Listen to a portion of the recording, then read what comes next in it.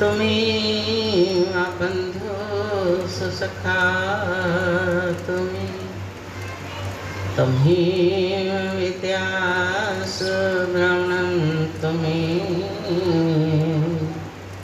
तुम्ही सर्वं मम देव। मेरे सतगुरु आप हो, सब संतन के सरताज। शरण पड़े की राखे प्रभु जी तुम ही लाज। शरण पड़े की राखे प्रभु जी तुम ही लाज।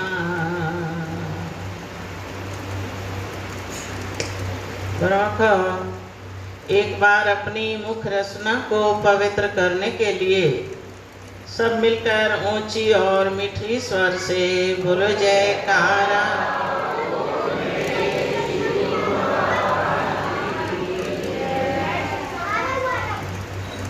गुरुमुखो, सत्पुरुषों की वाणी है कि सेवक का अपने प्रभु पर कैसा भरोसा होना चाहिए और कैसा विश्वास होना चाहिए। फरमाते हैं कि एक भरोसा एक बल, एक आस विश्वास, स्वाति सलिल सतगुरु चरण, चात्रिक तुलसीदास। कि सेवक का अपने प्रभु पर दृढ़ विश्वास हो, उन्हीं पर भरोसा रखे, उन्हीं पर आस रखे, उन्हीं पर विश्वास रखे। जब ऐसा दृढ़ विश्वास होगा तो वो हमारे अंग संग साथ होंगे। फिर सत्संग में जब हम जाते हैं, वाणियों को सुनते हैं, तो सुनकर उनको अमल में लाएं। जैसे तुलसीदास जी कह रहे हैं कि चात्रिक स्वाति बूंद का प्यासा होता है तो सारी धरती जलमयी हो जाए, वो किसी जल को ग्रहण नहीं करता, हर वक्त उसकी चोंच आकाश में लगी रहती है। ऐसे ही सेवक जहां भी जाए, जिस जगह भी जाए, उसकी आस केवल यही हो कि मेरे प्रभु का मुझे दीदार। इस सत्संग में अनेकों प्रेमी आते भी हैं, मगर लाभ सब एक जैसा नहीं उठाते। जैसे संत सहजो भाई जी की वाणी है कि आप सबने में सब ते न्यारे, चार बुद्धि के मनोज सवारे। प्रथम बुद्धि जल लीक खिंचाई, खिंचती जाए सोई मिट जाई।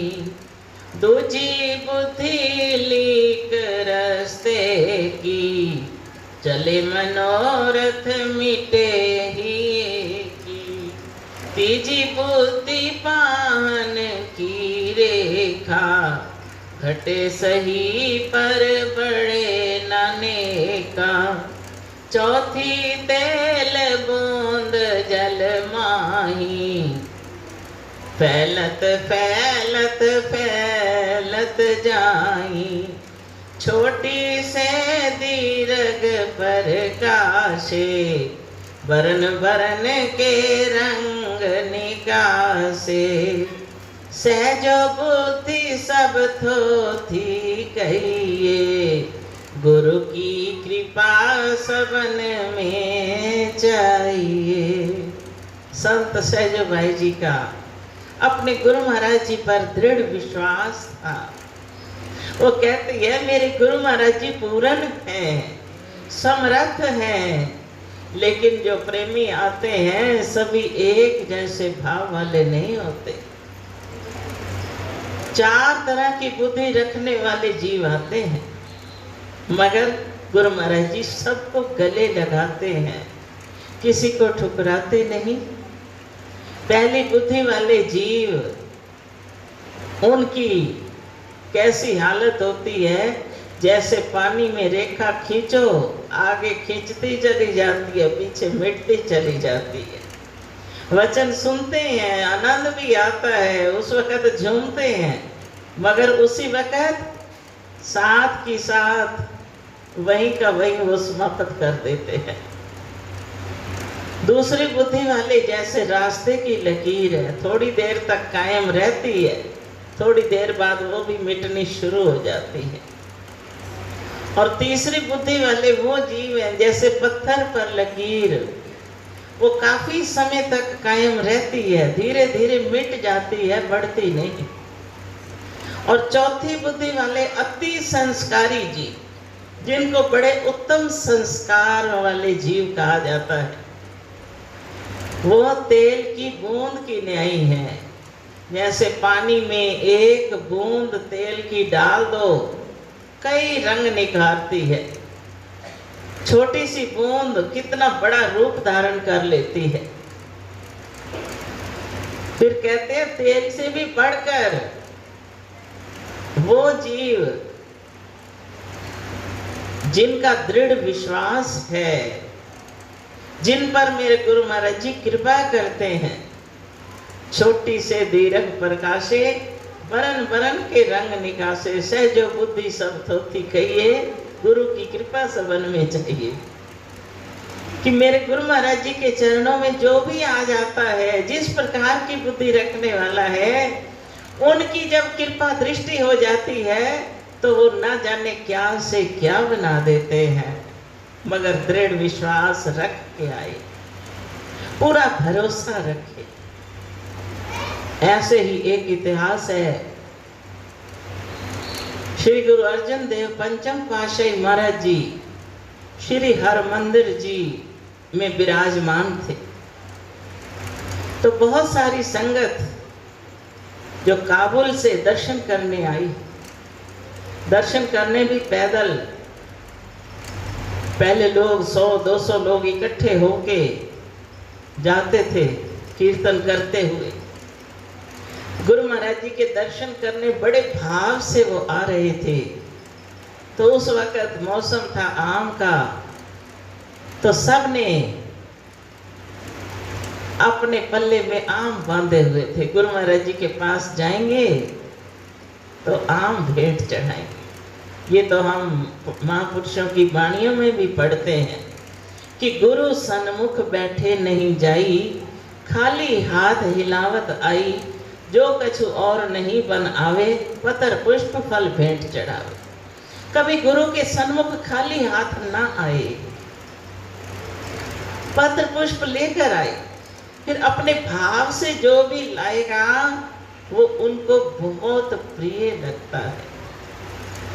अब वो आम लेकर आए, उन्होंने आम भेंट चढ़ाए।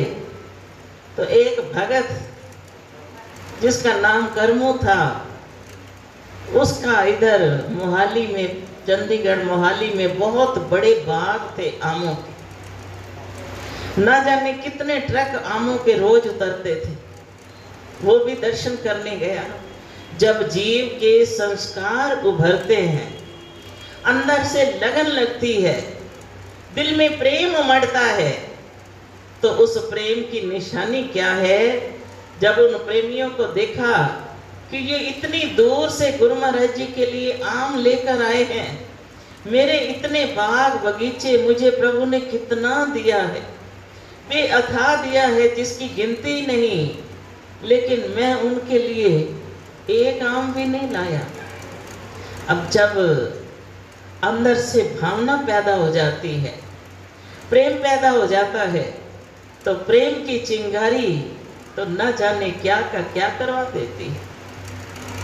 और वही प्रेम उस कर्म के अंदर उठा कि मैं कुछ भी नहीं लाया, इतने बड़े बाग दिए प्रभु ने मुझे, लेकिन मैं खाली हाथ आया। अब सबको गुरु महाराज जी ने वो प्रसाद बांटा, जो आम आए थे सबको एक एक आम प्रसाद दिया, उसको भी प्रसाद मिला। कहता है मैं इतने बागों का मालिक होकर कुछ भेंट ना चढ़ा के आम कैसे खा लूं। उसने क्या किया, वो आम ले गया, स्नान किया सरोवर में, आम को भी स्नान करवाया, अच्छी तरह से साफ किया कि ये मैं गुरु महाराज जी को भोग लगवाऊं। आगे ले आया, सच्चे पातशाह इसको भोग लगाओ। गुरु महाराज जी जानी जान क्या नहीं जानते, वो हमारे दिल की भावनाओं को भी जानते हैं, हमारे हर कर्म को भी देखते हैं। अब गुरु महाराज जी जानी जान फरमाते हैं कि कर्मों, ये तो तुझे प्रसाद में आम मिला था, वो हमें खिलाएगा। अब तो बेचारा आंखें नीची करके कहता है सच्चे पातशाह आपने इतना दिया लेकिन मैं कुछ नहीं लाया। आज मैं संकुचाहट से अपनी आंख भी ऊंची नहीं कर सकता। हम कहते हैं भगवान दे तो हमारे पड़ोसी को भी पता ना चले, घर में भी सबको पता ना चले। दौलत संभालते ऐसे हैं, लेकिन उस पर अर्पित करने के लिए 10 जगह सलाह करते हैं, अभी ये कर्म करेंगे ना करें। महापुरुष फरमाते हैं कि ये तेरा अपना खजाना है। अब वही गुरु महाराज जी फरमाते हैं कोई बात नहीं, अगर तू नहीं लाया ये प्रसाद तू खा ले, हम तेरे बाग में आएंगे, वहीं आकर आम खाएंगे। अब तो उसकी खुशी का ठिकाना ना रहा। दौड़ता पहुंचा, अपने बागों में जाकर संवारने लगा, आसन बिछाया। कुछ दिन बीत गए, रोज आसन बिछाते बिछाते कहता है अभी गुरु महाराज जी नहीं आए तो एक छोटा सा कमरा ही बना दो। अब गुरु महाराज जी के लिए कमरा बनाया, रोज साफ चादर बिछाने लगा भिन्नी की तरह कि मेरे गुरु महाराज जी आएंगे। अब सब कहते हैं तुम बावरे तो नहीं हो गए। घर वाले कहते हैं भाई घर चलो, यहाँ बाग में दिन रात पड़े रहते हो, घर चल के आराम तो कर लो। कहता नहीं, यहाँ मेरे गुरु महाराज जी ने आना है, मैं इस बाग को छोड़कर कहीं नहीं जाऊंगा जब तक उनके दर्शन नहीं पाऊंगा। करते करते करते करते समय बीतता गया, रोज आसन बनाने लगा। उधर गुरु महाराज जी भी ज्योति ज्योत समा। अब सारे कहने लगे कि अब तो गुरु महाराज जी का शरीर भी शांत हो गया, अब तो चलो घर। कहता है नहीं, मेरे साथ उन्होंने वायदा किया है, वो मेरे पास जरूर आएंगे। ऐसा नहीं हो सकता कि उनका वचन खाली जाए। गुरु का वचन जीव का संगी, सुरत सुहागन वचने रंगी। जिसने गुरु के वचन को पकड़ लिया, जिसने उनका आधार ले लिया, तो उसकी सूरत तो नाम के रंग में रंगी होती है। कहता है नहीं, गुरु महाराज जी आएंगे। बूढ़ा हो गया लेकिन घर नहीं गया, इसी विश्वास से कि ना जाने किस दिन किस समय गुरु महाराज जी आ जाएं। तो 7वीं पातशाही श्री गुरु हर राय जी उसकी भावना को पूरा करने के लिए उसके बाग में आए। लेकिन कब आए? जब भर सर्दी थी। आकर देखा अपने प्रेमी की हालत को, जो रोज आसन बनाता था उसी आसन पर विराजमान हो गए। फरमाते हैं कर्मों आंखें खोलो। आंख खोली तो क्या देखता है कि गुरु महाराज जी आसन पर विराजे हैं। आंखें बंद कर ली, कहता है महाराज जी आप भी वो ही ज्योत हो, लेकिन मेरे साथ तो पंचम पातशाही महाराज जी ने वचन किया था कि हम आएंगे, आप मुझे उसी रूप में दर्शन दो। आंखें बंद कर ली कि जब मुझे उसी रूप में दर्शन दोगे तब मैं आंख खोलूंगा। अब महापुरुषों को, प्रेमियों के लिए क्या क्या नहीं करना पड़ता, क्या क्या रूप नहीं धारण करने पड़ते, क्या क्या कठिनाइयां नहीं सहन करनी पड़ती। अब उसकी भावना को पूरा करने के लिए गुरु महाराज जी को वो ही रूप धारण करना पड़ा।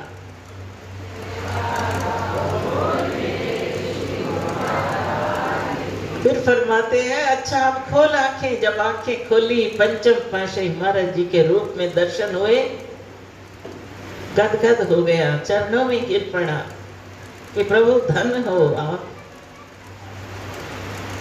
अब गुरु महाराज जी फरमाते हैं कि अब आम लाओ, हमें खिलाओ। कहते हैं कहाँ से लाऊं आम, आप तो सर्दियों में आए हो, अब तो सीजन ही नहीं है आम का, सारे पेड़ खाली हैं।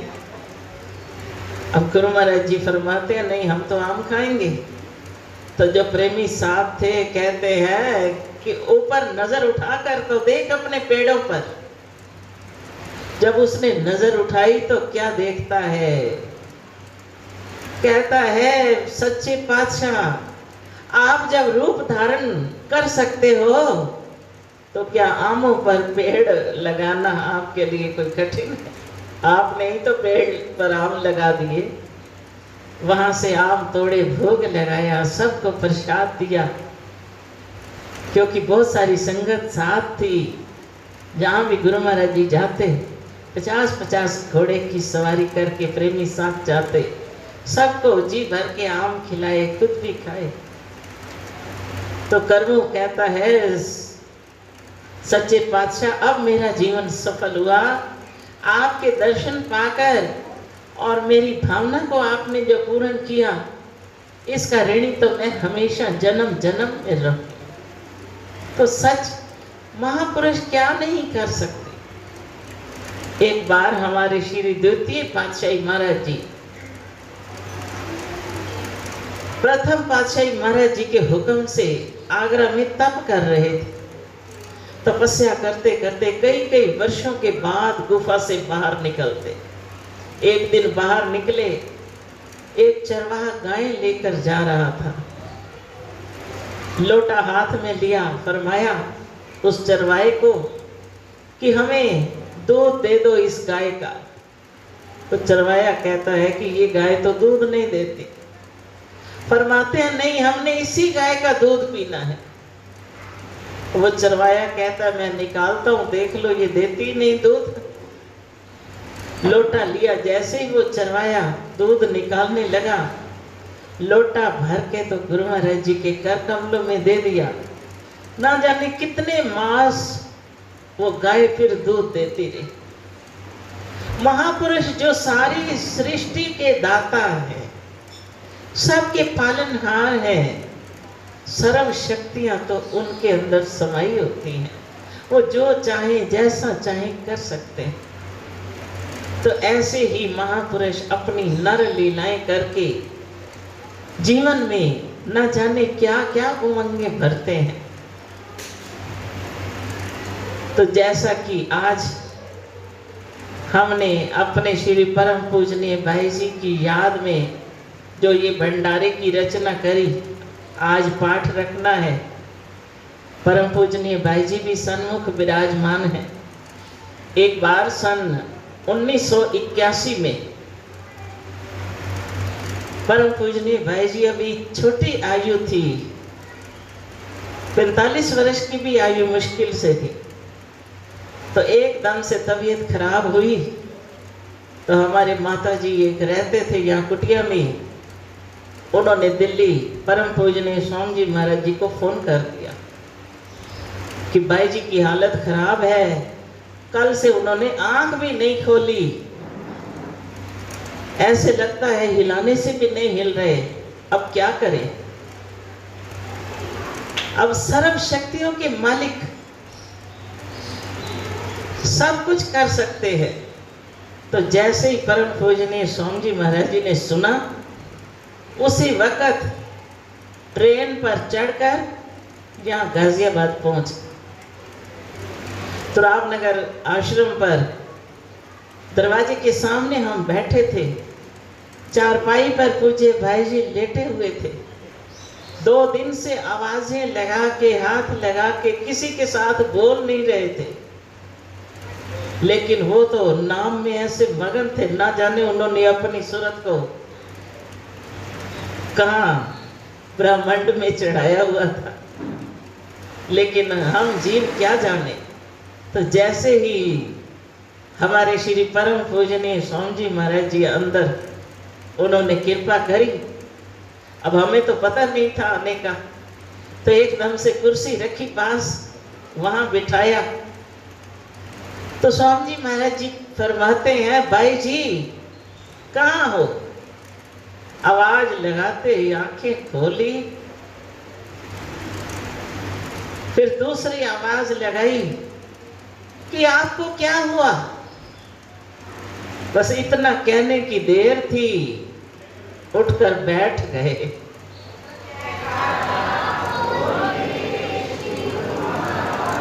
चारपाई से नीचे उतरने लगे। कहाँ तो 2 दिन से आंख नहीं खोली थी, कहाँ चारपाई से जैसे ही नीचे उतरने लगे, हम सब ने पकड़ा कि आप कैसे उतरोगे,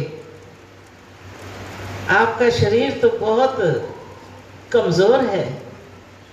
कहने लगे, नहीं, आज मेरे स्वामी आए हैं, मैं इनकी सेवा करूं। उसी वक्त फिर परम पूजनीय स्वामी जी महाराज जी ने फरमाया कि भाई जी तुम्हारे सारे ही कष्ट टल गए, ये आखिरी कष्ट होगा जो आज आया।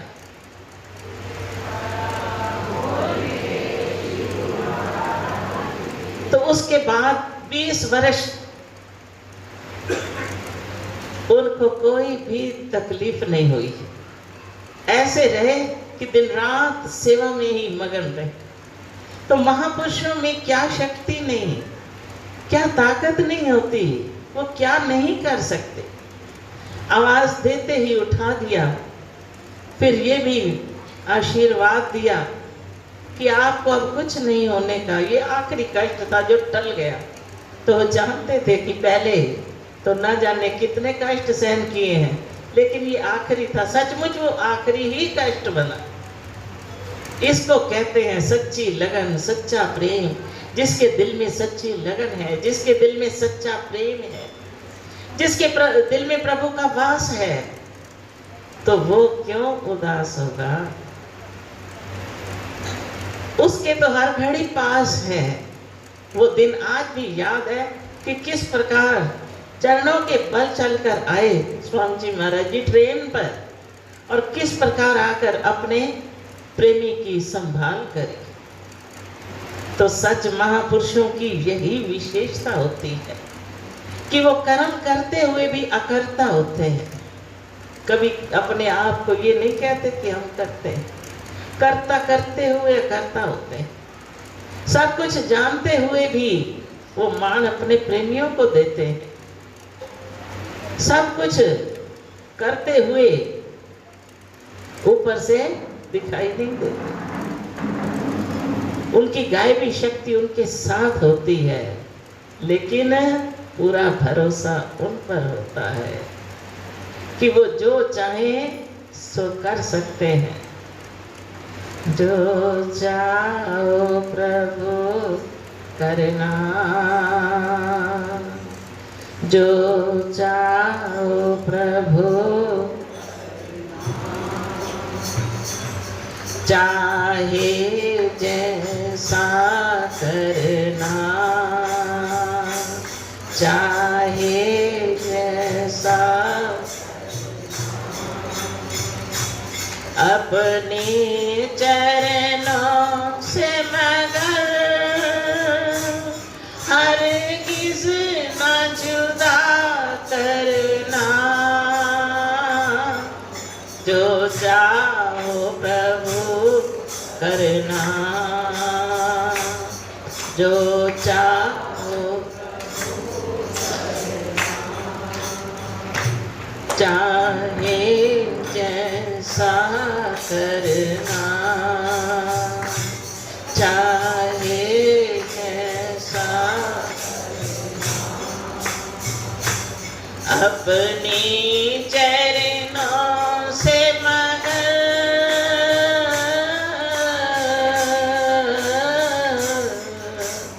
अपने चरणों से मगर हरगिज़ ना जुदा करना।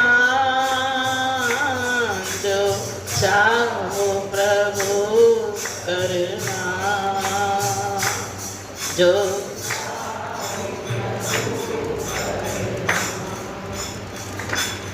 प्रभु जो मर्जी करना, लेकिन एक विनय हमारी है कि अपने चरणों से कभी जुदा मत करना, अपने चरणों से लगाए रखना।